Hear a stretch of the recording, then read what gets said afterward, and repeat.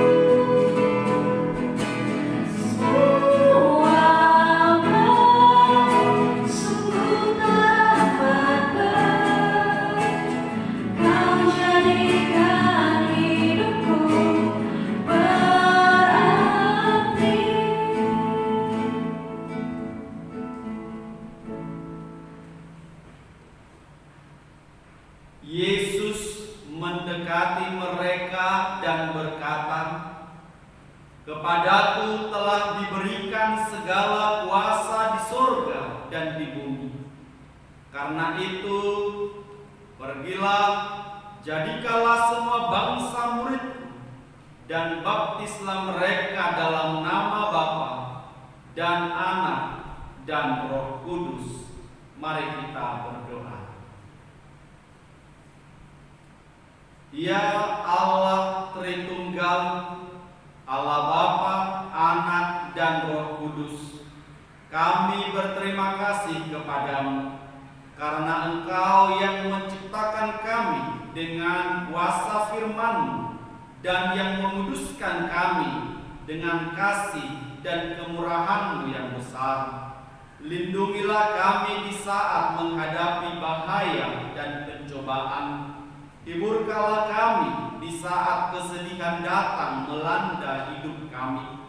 Peganglah tangan kami bila mana kami jatuh, dan tuntunlah kami hingga akhir hidup kami, untuk memasuki kerajaan-Mu di sorga, agar di sana kelak kami memuji Engkau dengan hati dan perkataan yang baru, melalui Yesus Kristus Tuhan kami. Amin. Tuhan Allah menyertai kamu sekalian. Amin. Haleluya, haleluya, haleluya.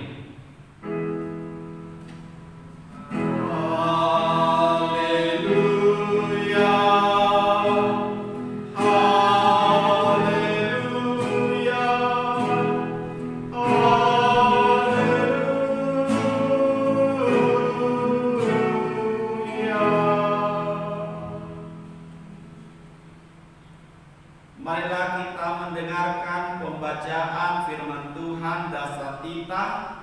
Amang akan membacakan titah pertama dan titah kedua beserta dengan maksudnya.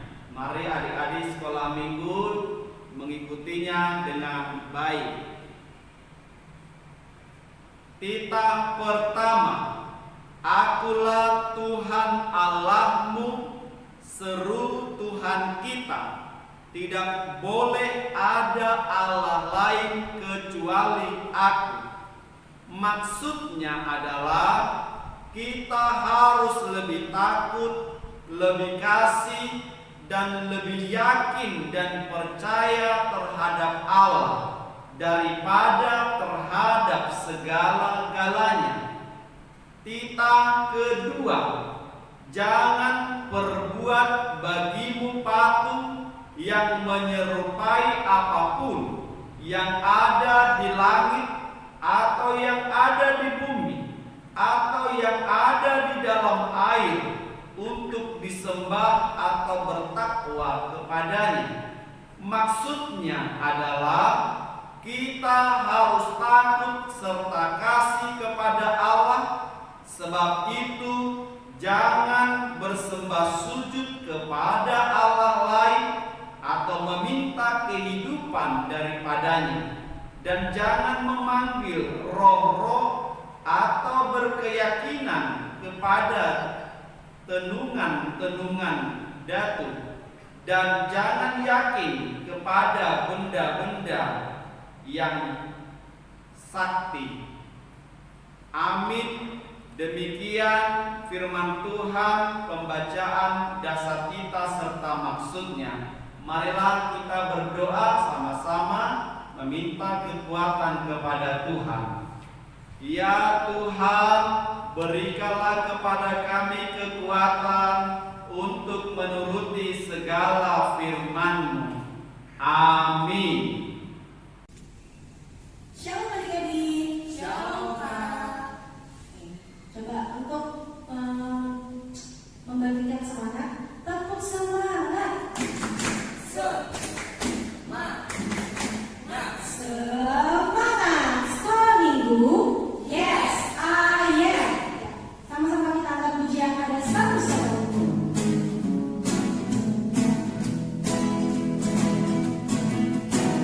Satu sobatku yang setia, tak pernah dia tinggalkan diriku. Di waktu aku susah.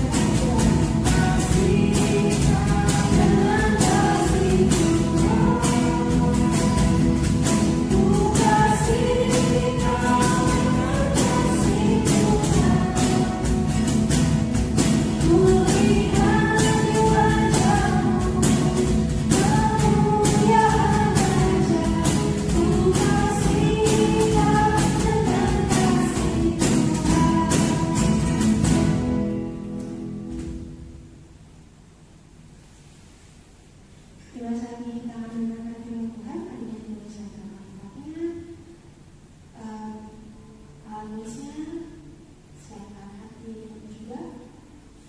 Sebelum kita masuk firman Tuhan, kita angkat pujian yang menyebut pada kita.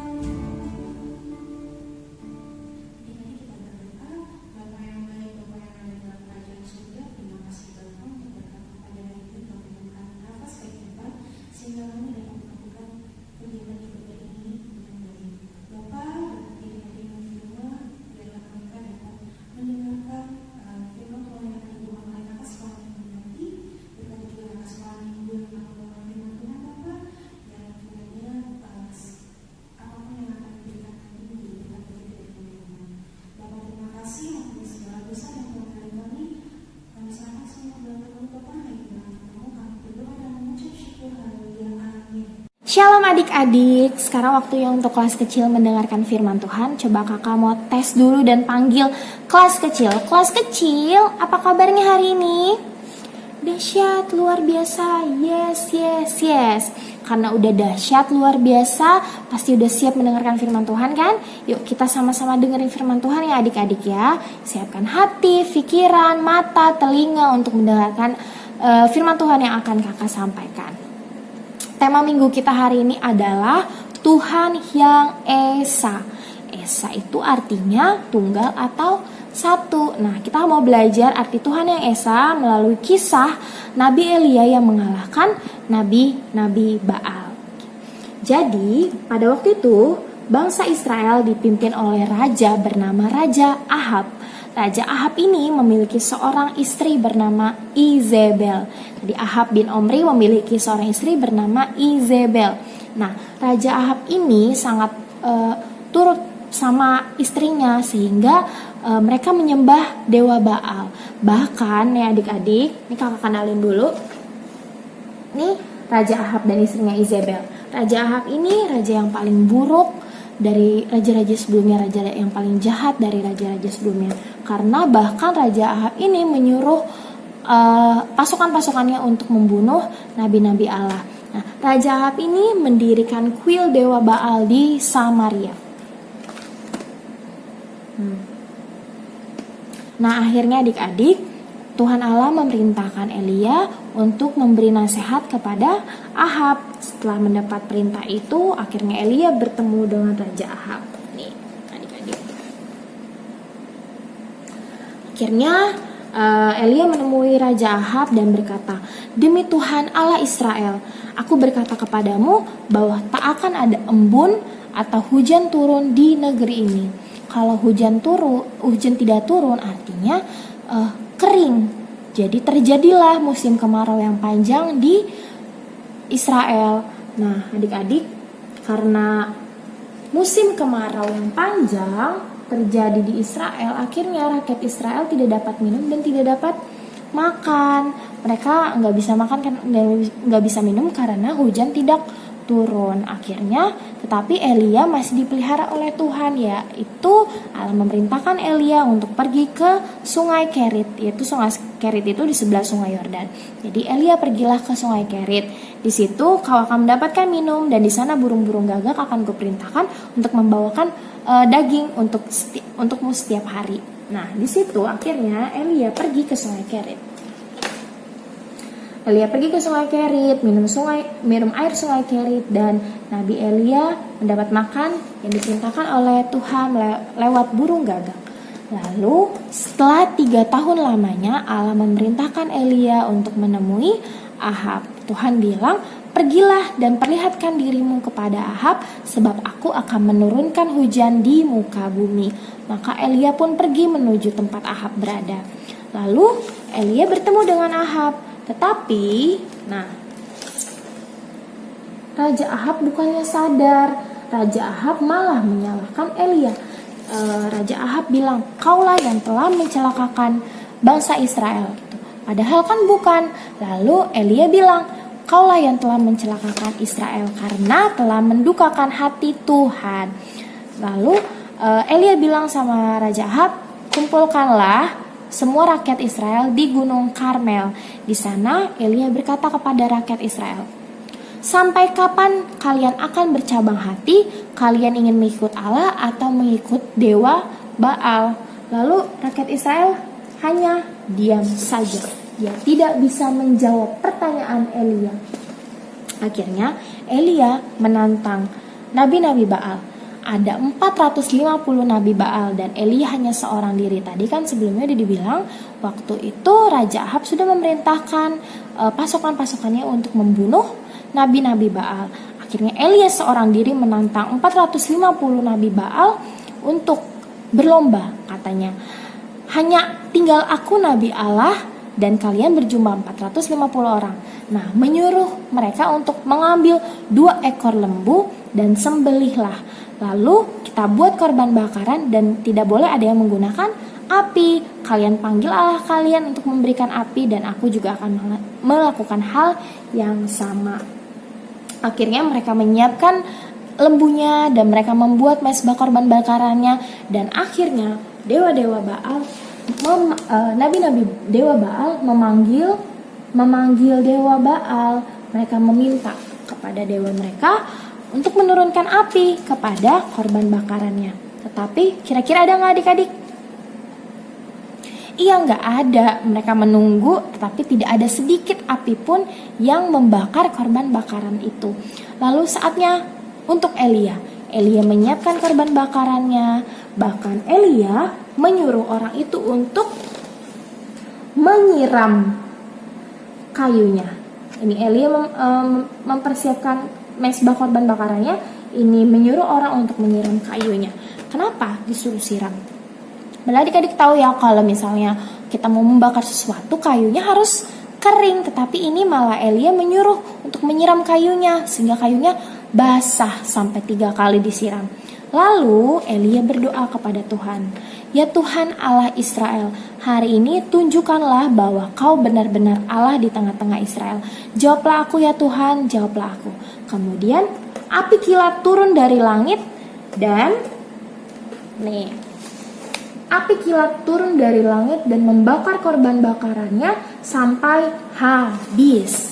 Sampai habis. Melihat hal itu, semua rakyat Israel sujud menyembah Tuhan. Mereka bilang, "Tuhan, dialah Allah, dialah Tuhan," gitu. Akhirnya mereka percaya karena mereka melihat, sama seperti yang firman Tuhan yang sebelumnya. Mereka percaya karena mereka melihat. Oke? Setelah mereka melihat dan akhirnya Elia berkata kepada rakyat Israel, "Segera tangkap nabi-nabi Baal dan serahkan kepadaku." Orang-orang Israel akhirnya menuruti kata-kata Elia. Lalu para nabi-nabi Baal ditangkap dan dihukum mati di sungai Kison. Kemudian Elia berkata kepada Ahab, "Pergilah kau makan dan minum sebab hujan akan segera datang." Lalu Ahab menuruti Elia dan pergi. Sementara Elia berdoa di Gunung Karmel, di puncak Gunung Karmel untuk meminta hujan. Akhirnya hujan turun, adik-adik. Tak lama hujan turun di negeri itu. Kuasa Tuhan benar-benar nyata bagi Elia sehingga semua rakyat Israel percaya bahwa dia adalah abdi Allah. Oke adik-adik, sampai di situ semoga adik-adik bisa mengerti. Semoga firman Tuhan yang kakak sampaikan ini bisa adik-adik terima dengan baik dan bisa menerapkan di kehidupan sehari-hari. Terima kasih adik-adik. Sekarang waktunya untuk kelas besar mendengarkan firman Tuhan.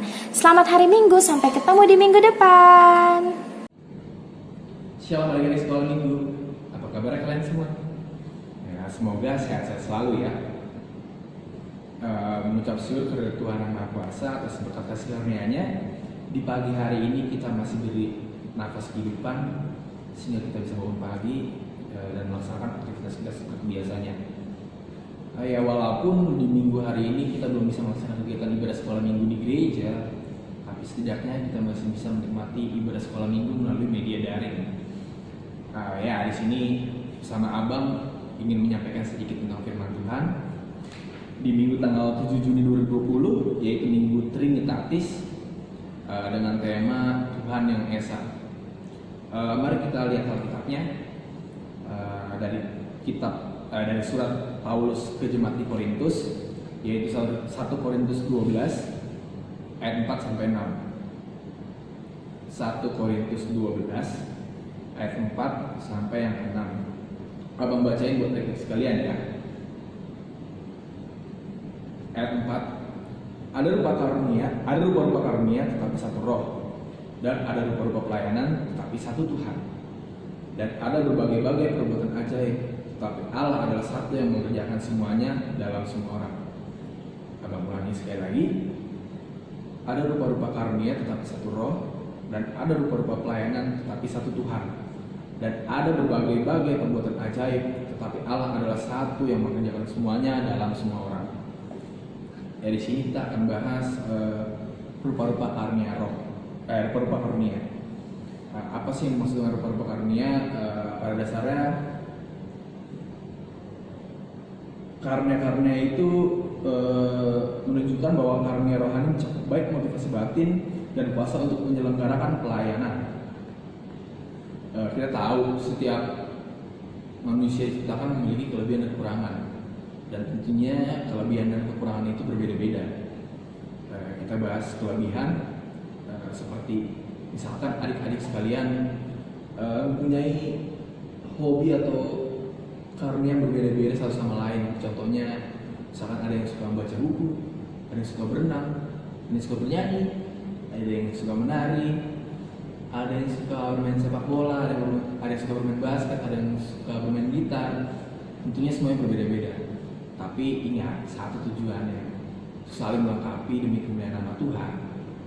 Abang kasih contoh simpel, di mana kita di sini punya 2 tangan dan setiap tangan kita punya 5 jari. Ada ibu jari telunjuk, jari tengah, jari manis, jari kelingking. kelima jari ini tentunya mempunyai fungsi yang berbeda-beda dong satu sama lain.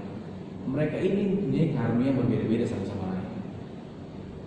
Contohnya, ibu jari biasanya kita fungsikan atau kita gunakan untuk memberikan pujian kepada yang lain.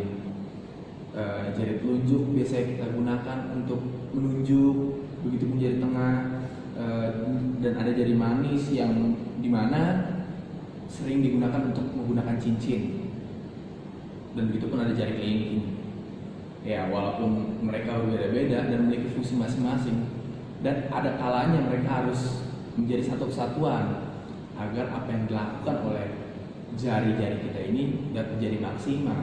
Contohnya, bisa kita mau mengambil sesuatu atau menggenggam atau mengambil makanan, nggak bisa menggenggam hanya menggunakan dua jari aja, gini nggak bisa. Harus kelima-limanya menjadi satu kesatuan supaya apa yang ingin kita genggam itu dapat tergenggam. Begitu juga saat kita mengambil makanan, nggak mungkin kita ngambil makanan pakai satu jari atau dua jari aja gitu kan, nggak bakal mungkin. Mereka harus bersatu sehingga hasil maksimal, sehingga makanan yang kita ambil dapat kita ambil dengan sempurna. Begitupun dengan kedua tangan kita, ada tangan kanan, ada tangan kiri, dan kita tahu mereka punya fungsi yang signifikan dalam kehidupan sehari-hari yang tentunya berbeda.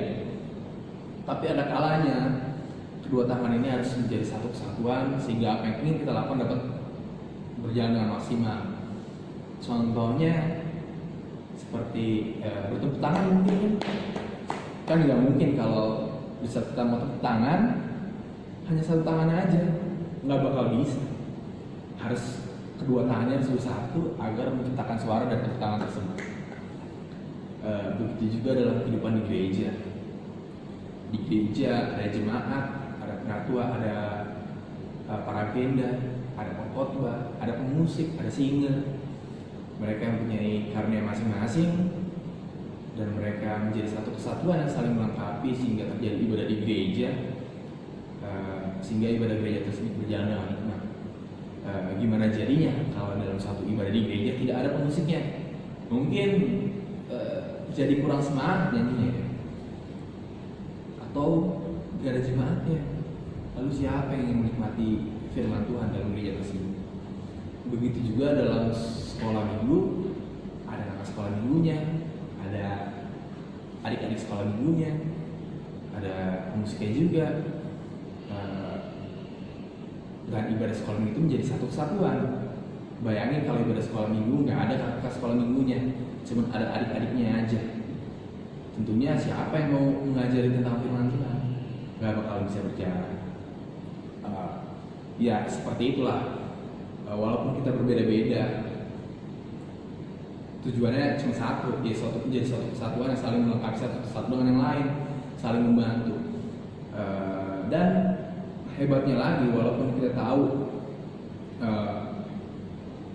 Bhinneka Tunggal Ika berbeda-beda tapi itu satu, ternyata jauh sebelum itu sudah ditulis lebih signifikan dalam 1 Korintus 12 ayat 4 ini sampai yang ke-6. Ada para karunia tetapi satu roh. Ya walaupun berbeda tapi satu roh dibilang di ayat yang 4. Firman Tuhan kali ini mengingatkan kita supaya kita menjadi seorang yang melihat keberagaman menjadi satu kesatuan yang diperlukan untuk memuliakan nama Tuhan. Anak Tuhan tidak melihat perbedaan menjadi perpecahan, tapi sebagai kekayaan yang diberikan kepada kita untuk saling melengkapi dan saling membantu. Kenapa sih kok Tuhan nyiptainnya berbeda-beda? Kenapa nggak satu aja gitu biar enak aja gitu, biar mulus aja? Iya, kita diciptakan berbeda gitu, beragam itu. Keragaman kita ini, keragaman kita dalam melayani Tuhan itu adalah menunjukkan kemurahan hati Tuhan dan kreativitas Tuhan.